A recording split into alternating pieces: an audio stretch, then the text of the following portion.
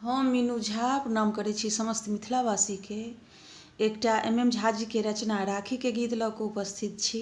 मैथिली गीतमाला पूरा परिवारके तरफसँ रक्षाबंधनके बहुत बहुत शुभकामना। समस्त मिथिलावासीके धन्यवाद। जय मिथिला, जय मैथिली।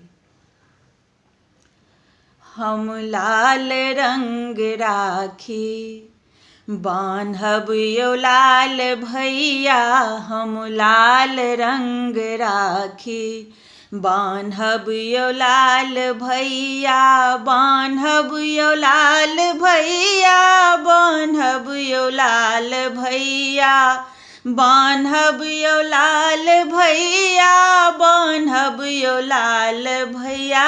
एलै राखीक त्योहार अहाँ गाम एबै कहिया, हम लाल रंग राखी बान्हब यौ लाल भैया।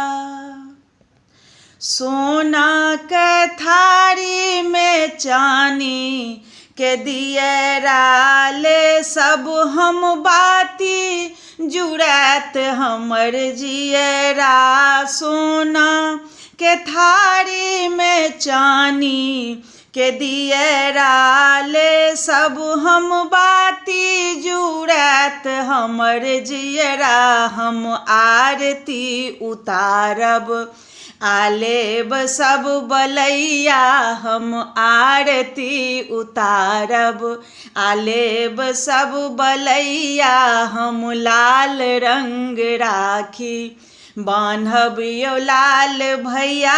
एलै राखीक त्योहार अहाँ गाम एबै कहिया, हम लाल रंग राखी बान्हब यौ लाल भैया।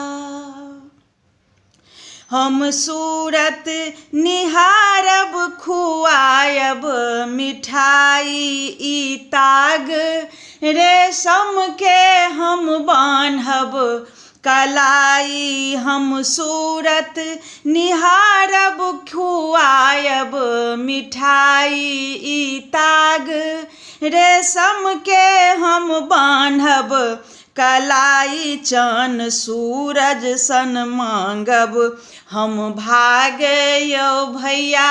एलै राखीक त्योहार अहाँ गाम एबै कहिया, हम लाल रंग राखी बान्हब यौ लाल भैया, हम लाल रंग राखी बान्हब यौ लाल भैया।